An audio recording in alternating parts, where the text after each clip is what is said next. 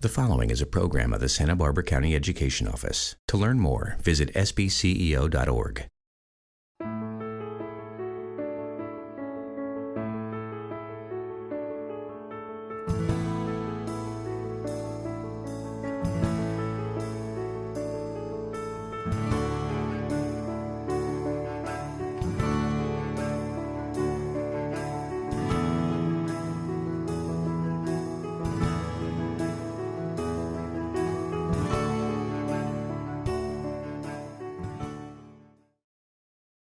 Hi, I'm Susan Salcido, Santa Barbara County Superintendent of Schools, and I am so delighted to introduce two guests today, Jose and Juanita Nichols, who individually do so much in the community, but together are a mighty team, and we could not put them apart. We had to put them together for this interview because together you really do so much and impact the community. Welcome to the show. Thank you. Thank you for having us. Thank you so much for being here today. I can't wait to share about some of the community work that you do in Santa Maria Valley, but really throughout the county of Santa Barbara.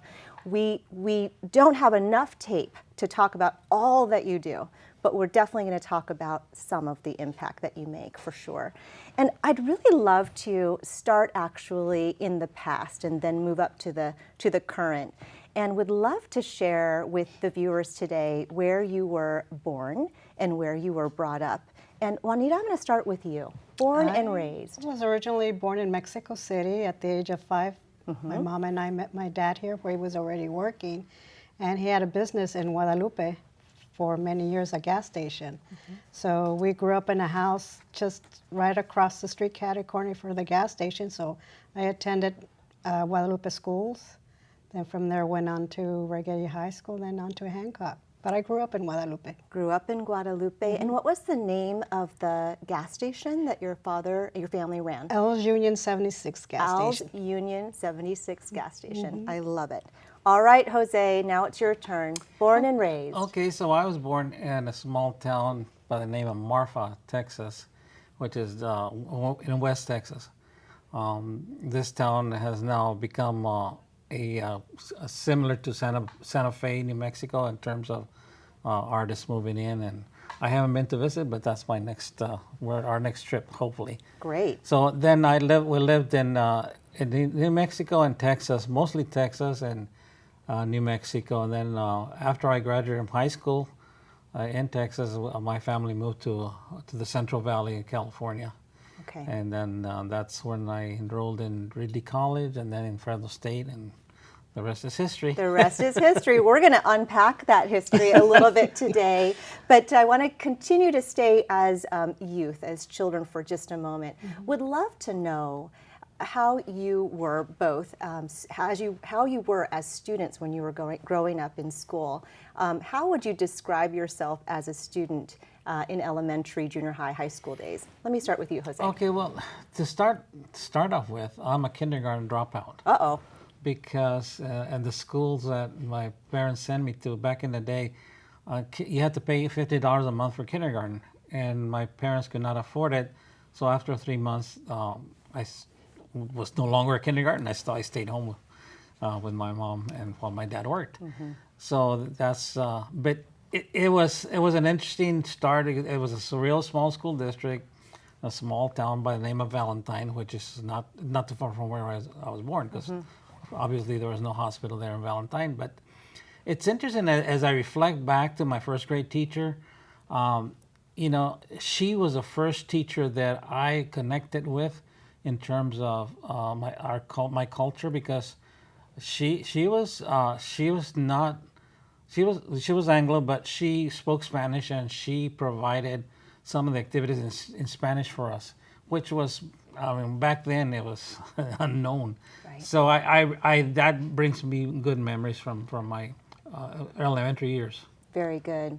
And that bilingual education and multiple language education would be something that would, in the future and now in the past, be super important, which we'll talk about in a moment. Right. But one of the things I didn't talk about earlier when I was introducing you to the viewers is that you both retired in terms of the educational system from Guadalupe. And so a lot of what we're going to talk about today is, of course, your community impact, but all of that ties into education and supporting youth for sure.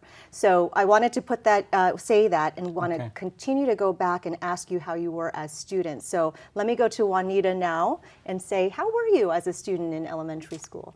My experience here in Guadalupe was it was pretty positive. I mean, I recall when I first entered kindergarten there in Guadalupe, and comes up being it's the same classroom our boys went into school when they started kindergarten too. So we come full circle, but no, it was a good experience all the way around. It's something that, because it's a small community, my dad had the business. He knew if we ever misbehave or anything like that, that word would get to him, so we better make sure we behave. But no, I had a great time throughout the elementary there in Guadalupe.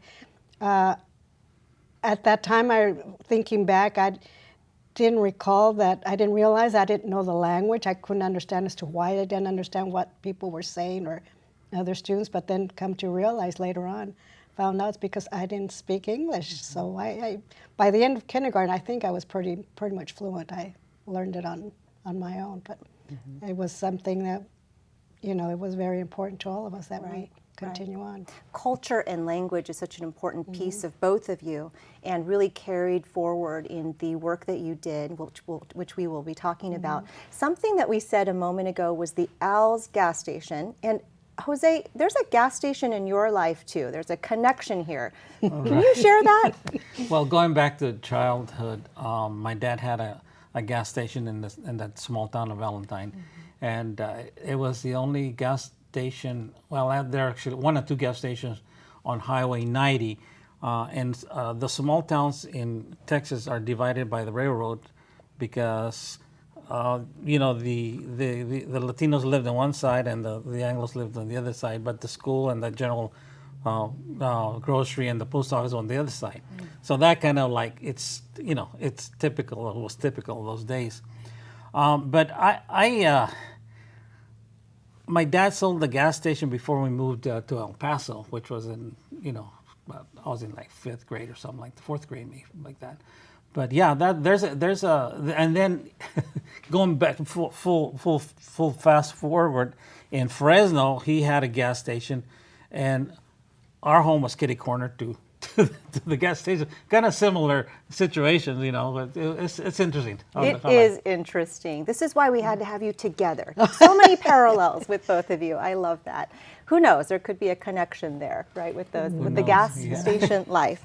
And I'm sure that actually you saw a lot of hard work ethic that you both saw in your families in running a shop. I mean, it's really difficult work, hard work, and I'm sure you noticed that in your families. Oh yes, absolutely. Very much so. As a matter of fact, when when my dad had the station in Valentine, Texas, my mom ran the gas station, and my dad worked for another gentleman across the street, across the railroad tracks.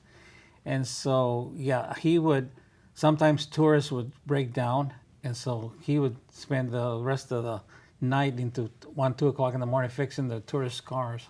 Wow. And so that was, and you stop, we were the first ones to have telephone on our side of the town because he installed the telephone. He was very inventive. He only had a 4th grade education, but you know what? I learned from him. I had a pet pheasant because his boss had an exotic farm, the one that owned the automotive garage, and so I had a pheasant, and I was looking in the dictionary for pheasant with an F, and my dad, with a 4th grade education, said, "No, mijo, it starts with PH," and he was amazing. He was amazing. Yeah, I love that.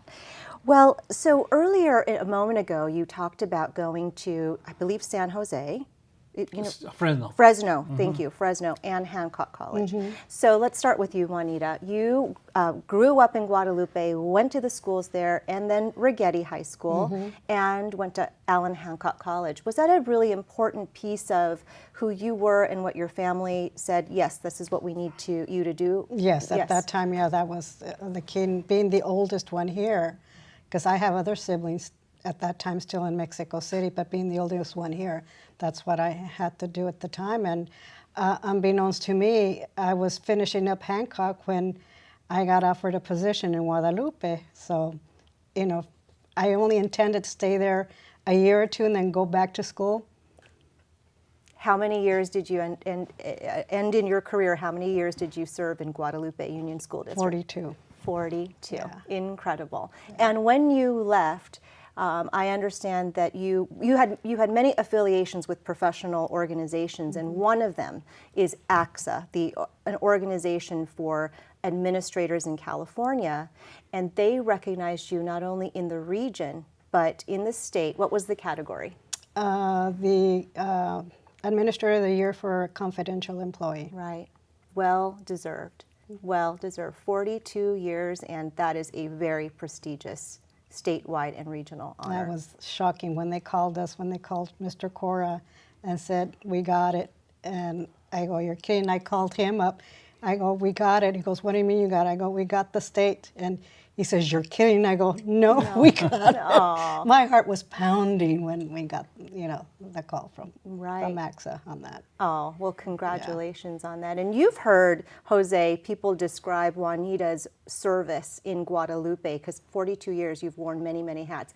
I'm curious, Jose, could you just say a few bullet points or words that you've heard people say about Juanita's service? How do they describe her service? Well, you know, dedicated, and she would always make sure that the school district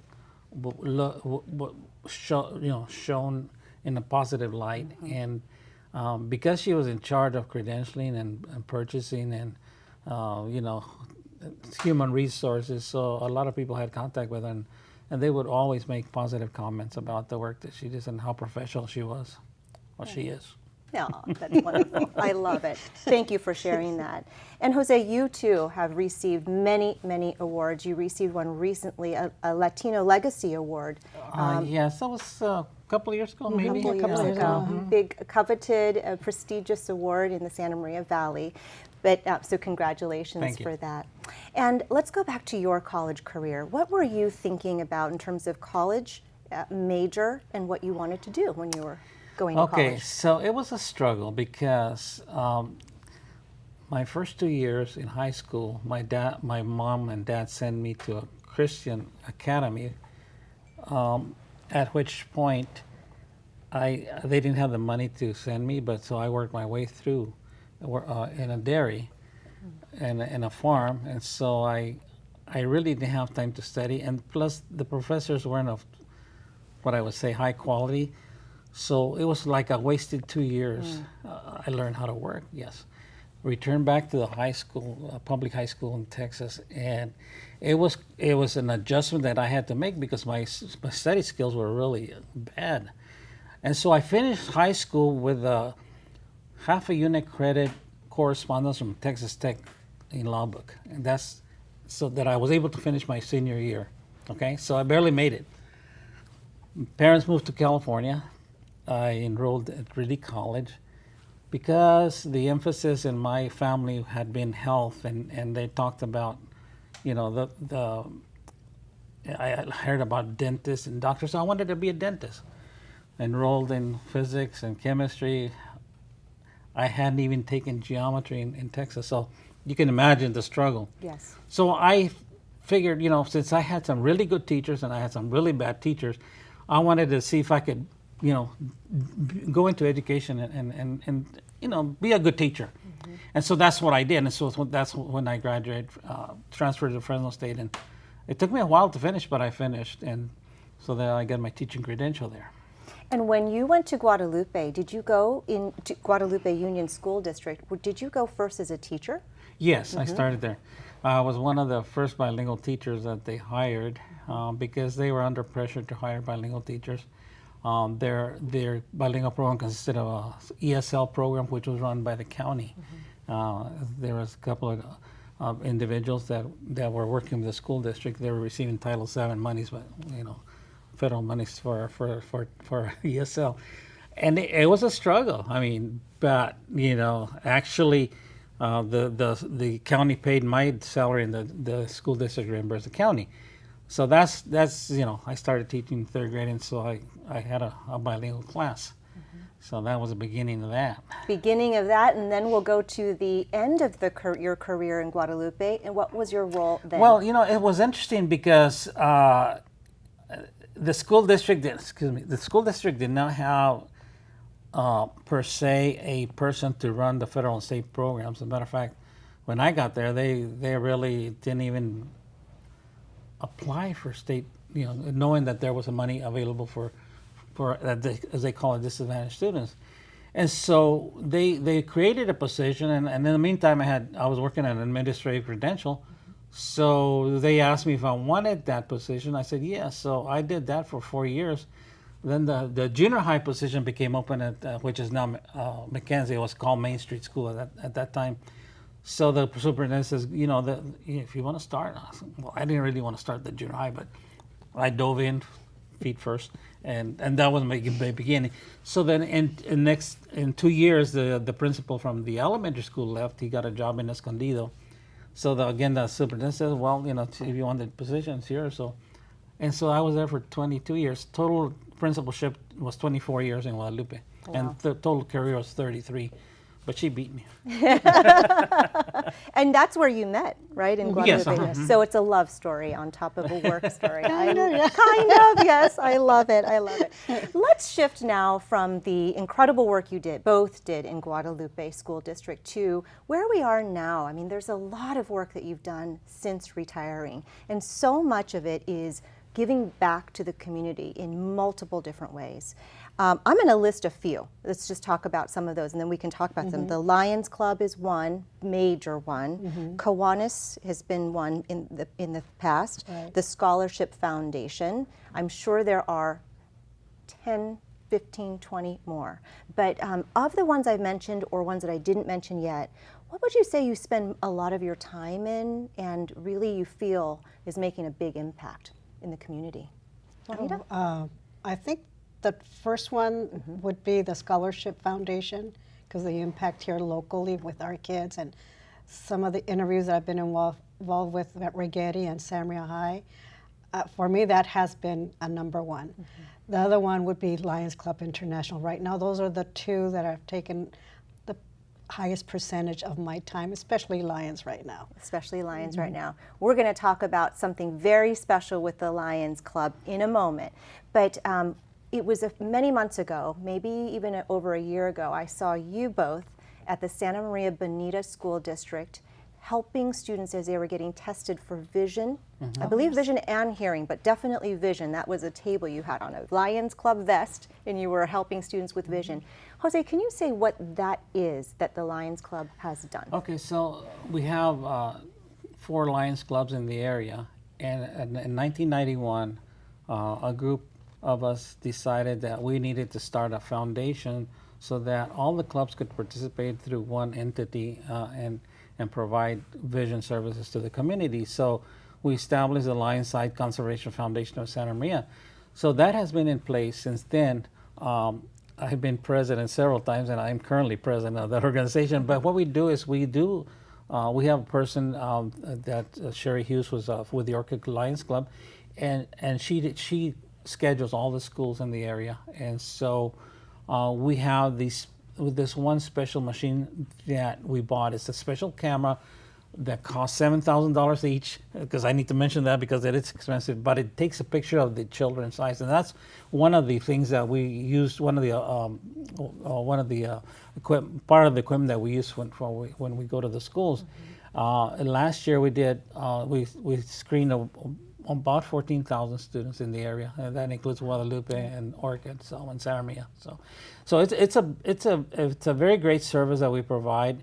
The thing is that students that are eligible, that we find that need glasses, we work with a couple of doctors in town, and so we provide a voucher of $100 that includes the exam and the glasses. So that's the primary work that we do with the foundation. That's incredible. 14,000 students tested in a year in terms of for needs for vision. That's just Right. Santa Maria Valley. Just in the Santa Maria Valley, and if I recall, they were preschool age students. Are they always preschool age students? No, we do up to high school. Up to high school. Okay. Yeah. So we did the three major high schools in town last year. That's incredible.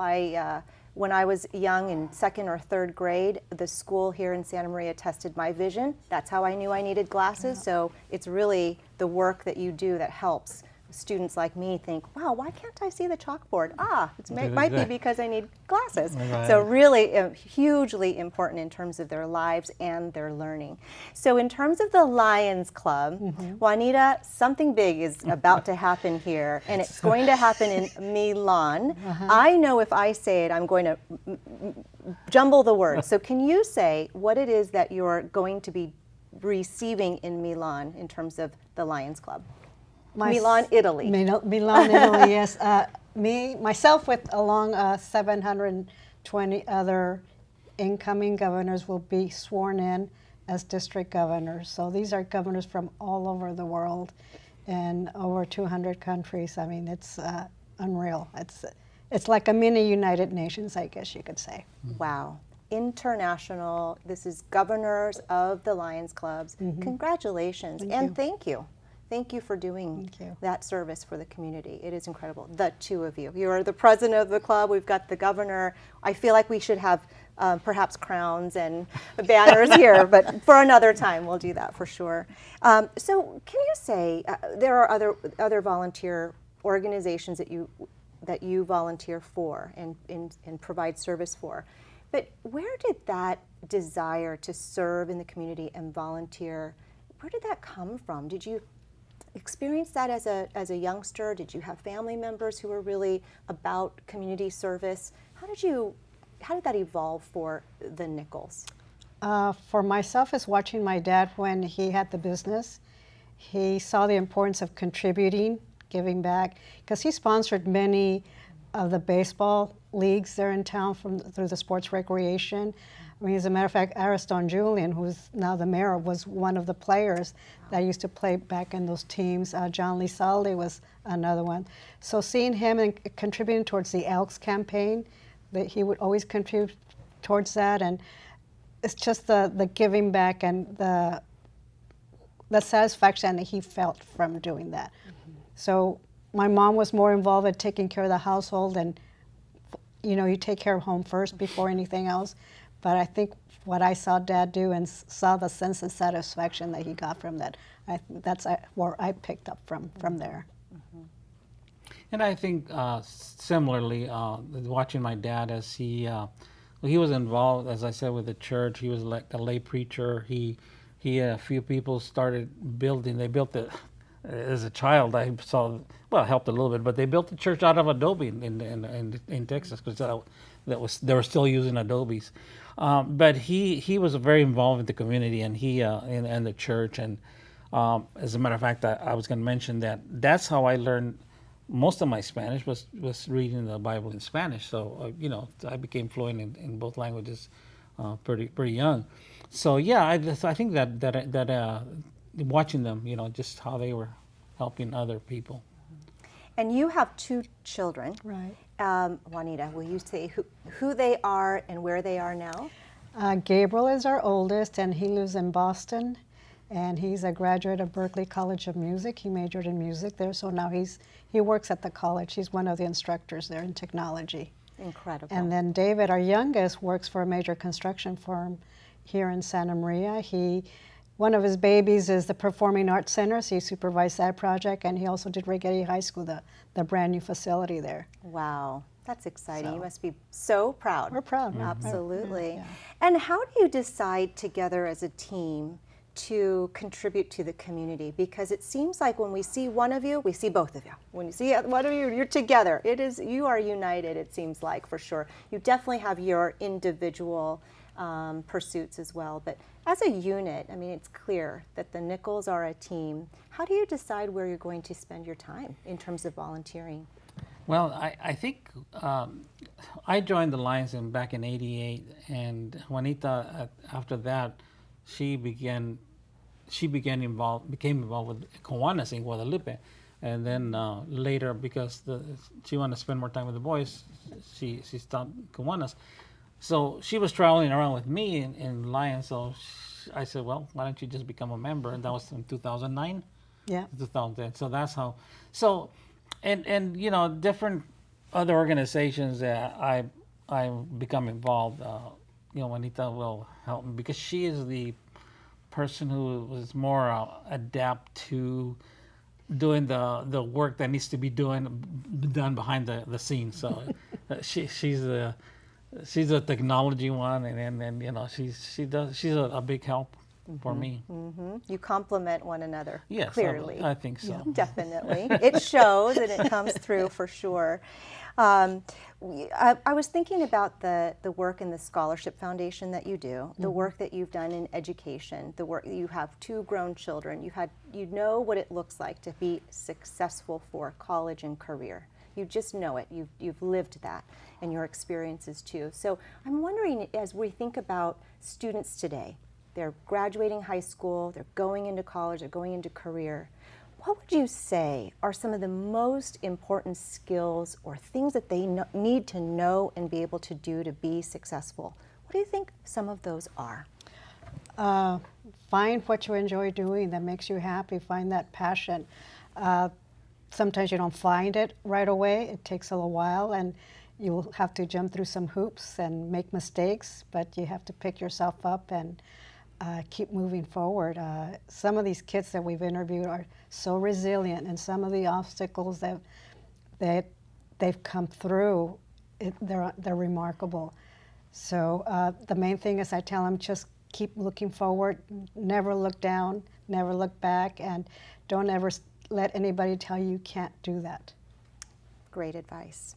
Jose? So I think along those lines, when we talk to the youngsters, the high school students that are going into college, we try to make them aware that they are going to perhaps hit a block wall, but it's okay. I mean, they may want to take a semester off and go back because we've seen that. We've seen that happen to one of our boys. We've seen that happen to several others that they just become overwhelmed, and it's a combination of things: becoming overwhelmed, maybe a little bit of homesickness, and that. So we try to make them aware you may encounter that. So be prepared. And some students don't; they just go straight through. I mean they're just, everybody's different. So that's one of the things that we try to tell them. Mm-hmm. And we tell them, 2-year community college is a great start. If you're not ready to leave, you don't have to leave. You could always, stay home and save some money, and that way you can move on. And we're great believers in community college because we've both been there. Yeah. Absolutely. Juanita and Jose, the time together has just flown by, and I feel like you have so much more to share in terms of wisdom and advice and expertise and just your experiences. The fact that we could sit down together today and hear about where you were born and raised and what that meant to you, and where you were born and raised and what that meant to you, and really the impact that you both have made truly in an educational system, the thinking that you've had behind what it means to really influence students comes through. And the fact that you've switched gears now in retirement, but not really retired, not all, but really in community service, all that you do impacts youth and students and our future. It's really incredible what you do individually and what you do together. So I want to say thank you so much. Thank you. Well, thank you for having us. Thank you. I'm Susan Salcido, Santa Barbara County Superintendent of Schools. Thank you so much for joining us today for this edition of Schools of Thought.